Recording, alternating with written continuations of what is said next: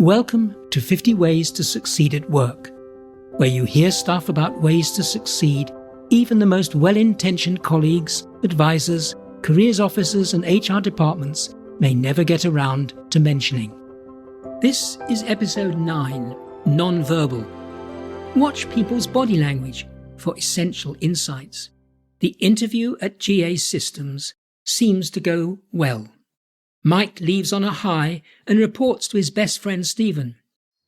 I answered all their questions, even the ones they didn't ask.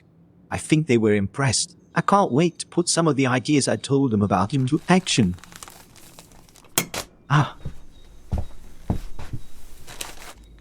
This letter looks like my formal offer from GA Systems. Wonder how much they're offering. My God! They don't want me. I failed the interview. What the hell went wrong? I can't believe it. No, there's no explanation, Stephen.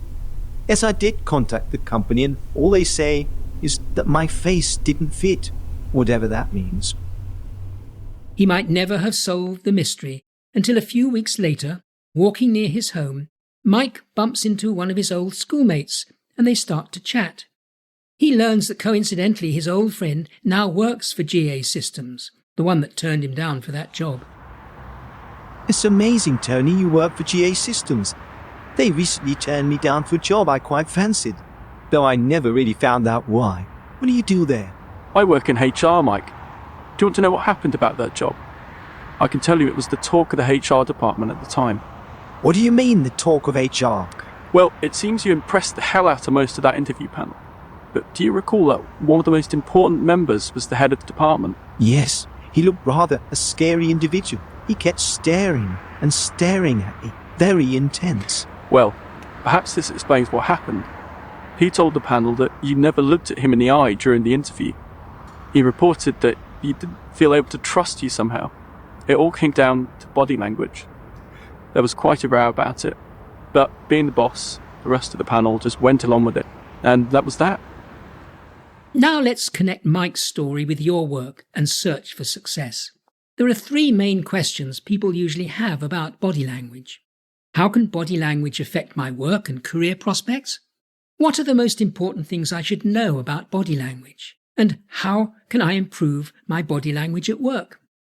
So how can body language affect your work and career prospects? Well, your body language consists of posture, eye contact, gestures, movements. These offer clues about you and how you react to others. It helps them understand you and make sense of your behavior.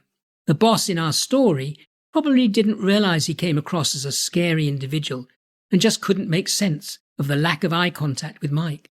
As with Mike in his job interview, your body language could affect how people see you. For example, non-verbal communication is estimated to make between 65 and 93% greater impact than just spoken words. Body language, therefore, has considerable power to influence. It's likely to govern people's reactions to you during your time at work. It can affect your reputation and whether senior people see you as promotable. For example, does what you say match your body language? For instance, if aloud you say yes, while slightly shaking your head, you'll be sending out a mixed message that could confuse people. Positive, non-verbal signs make you look more confident and even to feel that way. Since confidence is an established part of succeeding at work, it's worth paying attention to your body language and to that of others to make sense. Learning about body language and how to read it correctly can be a valuable tool in your armory as you reach for success at work. The second question people want to know regarding body language is, what are the most important things I should know about it? Your body language is unique to you. For example, you may be particularly effective at conveying close attention through posture. Someone else may be skilled at using high energy or vitality to communicate their effectiveness. There are critical non-verbal signals that you should know to avoid. Here are 6 that could hurt your career. Your poker face. This might be effective around a card table, but not at work. If you permanently hide your feelings, you create a body language vacuum. People then fill it with all sorts of misconceptions. He's devious, ruthless, a lightweight, an airhead. When others have no idea what you're thinking or feeling, it can make them uncomfortable and even create a lack of trust. Success at work depends not only on how you do the actual tasks for which you're paid, but also whether you connect with others at a human level. For example, does your non-verbal behavior suggest vulnerability, openness, or convey enthusiasm, gratitude, and appreciation? Awkward or inappropriate motions. Many body language errors happen unconsciously. You may need someone to tell you about yours.